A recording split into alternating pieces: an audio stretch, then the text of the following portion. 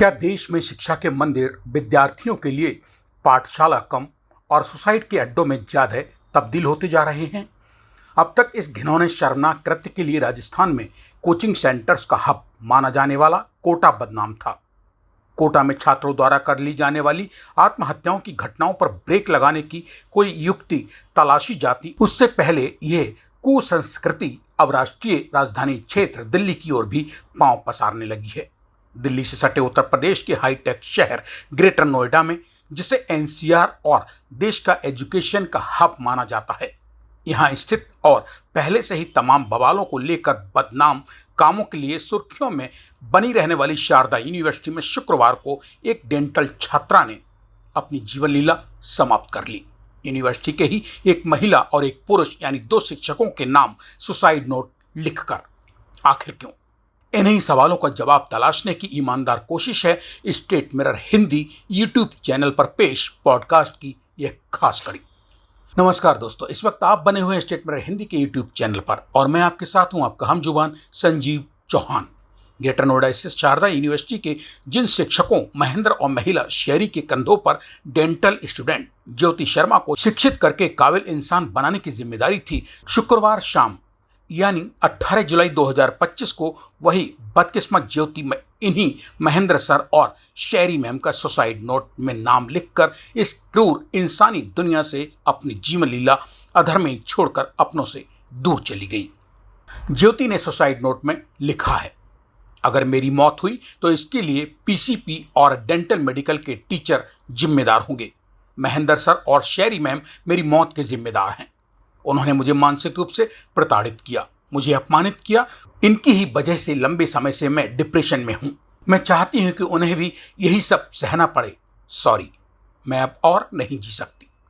अपनी साथी ज्योति शर्मा की अकाल मौत से मर्माहत और आक्रोशित छात्रों का साफ साफ आरोप था कि ज्योति को 3 दिन से प्री क्लिनिकल प्रोस्थोडॉट यानी पीसीपी विभाग से भगा दिया जा रहा था। उसके ऊपर कॉलेज वालों ने फर्जी साइन कराने का आरोप मढ़ा था। एचओडी ने ज्योति के माता पिता को कॉलेज में तलब किया था। तब ज्योति और ज्यादा तनाव में आ गई। तभी से ज्योति इस कदर तनाव में थी कि उसके तनाव का अंत उसकी अकाल मौत पर पहुंचकर ही खत्म हो सका। छात्रों के मुताबिक सुसाइड से कुछ वक्त पहले ही शुक्रवार यानी 18 जुलाई 2025 को ज्योति शर्मा कैंपस में बुरी तरह से रोती हुई भी देखी गई थी। मतलब साफ है कि ज्योति शर्मा जिंदगी जीने की चाहत में शुक्रवार शाम फंदे पर लटक कर अपनी जीवन लीला समाप्त करने से पहले तक भी तड़फ बिलबिला बिलख रही थी। मगर डेंटल कॉलेज से मिले तनाव अवसाद ने उसे जबरन फांसी के फंदे पर ले जाकर चढ़ाकर ही दम लिया। जरा सोचिए, अपने जिगर के जिस टुकड़े ज्योति शर्मा को पाल पोस कर इतना बड़ा करके माँ बाप ने ग्रेटर नोएडा की शारदा यूनिवर्सिटी के डेंटल मेडिकल कॉलेज में भविष्य संवारने के सपने संजोकर भेजा होगा। सुसाइड से ठीक पहले बेटी ज्योति शर्मा द्वारा लिखे गए इन मनहूस और क्रूर महेंद्र सर शेरी मैम को लेकर माता पिता का खून किस कदर खौल रहा होगा। देश और दुनिया के मनोविशेषज्ञों के मुताबिक कोई इंसान आत्महत्या का कदम उठाने के लिए तभी विवश होता है जब उसके पास दुनिया में जीवन जीने का कोई दूसरा रास्ता ही न बचता हो, वरना किसी का कत्ल करने से कई गुना ज्यादा भारी होता है या कठिन इंसान द्वारा आत्महत्या करके खुद से ही खुद की जान ले लेना।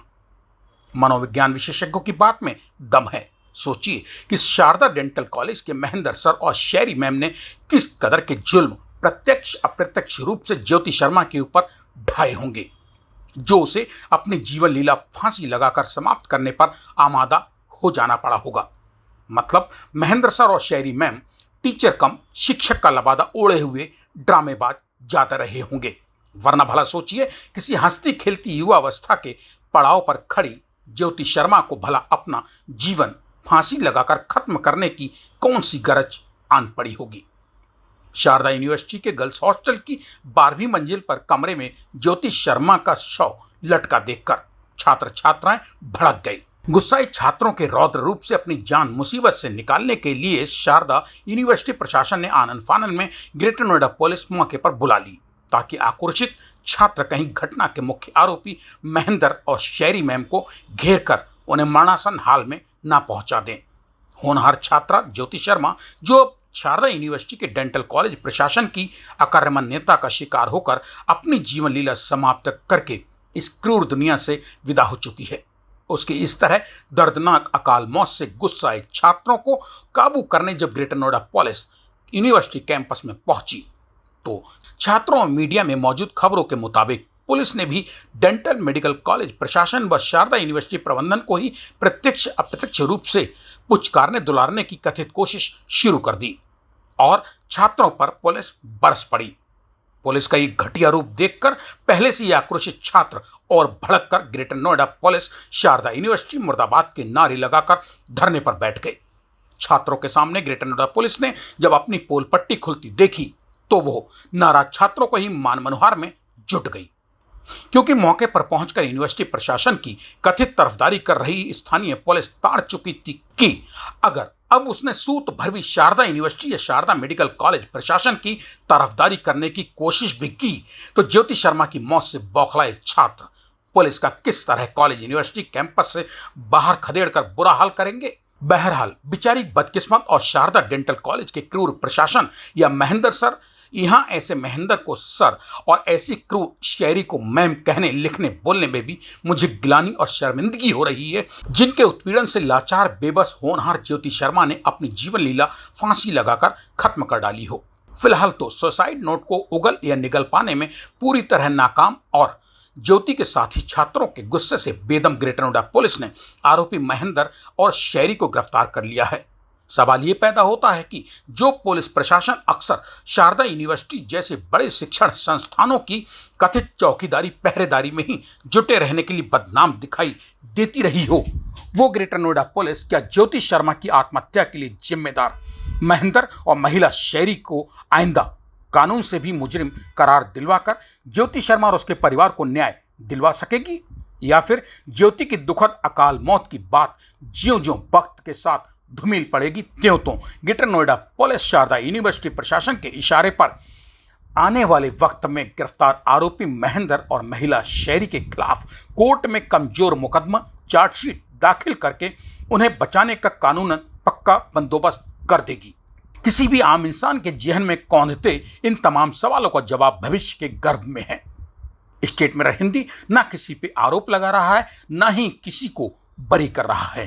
आने वाले वक्त में ज्योति शर्मा की मौत के दोनों आरोपियों को अगर कोर्ट से सजा हो जाए तो समझिए कि ग्रेटर नोएडा पुलिस अपनी जगह सही और ईमानदार साबित हुई। अगर आरोपी कोर्ट से बाइज्जत बरी हो जाते हैं तब सोचना पड़ेगा कि आखिर पुलिस ने मुकदमे की कानूनी पैरवी में वो कौन सा छेद खुला छोड़ दिया था जिसके रास्ते कानून या अदालत ने ज्योति शर्मा की अकाल मौत के कथित रूप से जिम्मेदार आरोपी महेंद्र और महिला शायरी को सुरक्षित निकल जाने का अवसर हासिल करवा दिया।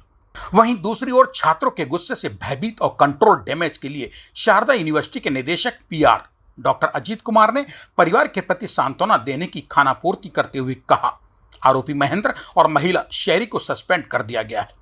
इस घटना के लिए जो जिम्मेदार होंगे उन्हें सजा मिलेगी। हाई लेवल कमेटी भी बना दी गई है।